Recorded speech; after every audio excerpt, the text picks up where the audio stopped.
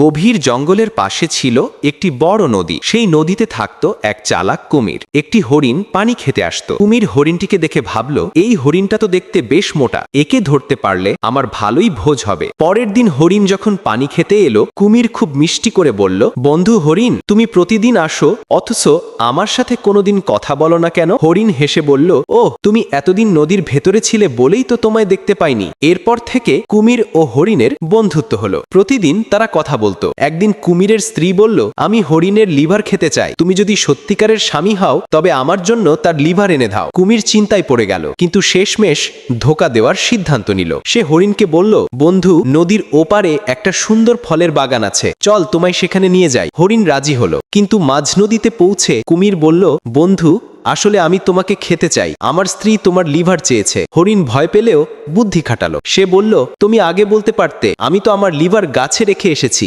শরীর ভারী হয় বলে। কুমির বিশ্বাস করলো। তারা আবার তীরে ফিরে এলো। তীরে পৌঁছেই হরিণ লাফ দিয়ে দূরে গিয়ে বলল, কেউ কি নিজের লিভার শরীরের বাইরে রাখে? কুমির লজ্জায় মুখ নিচু করলো।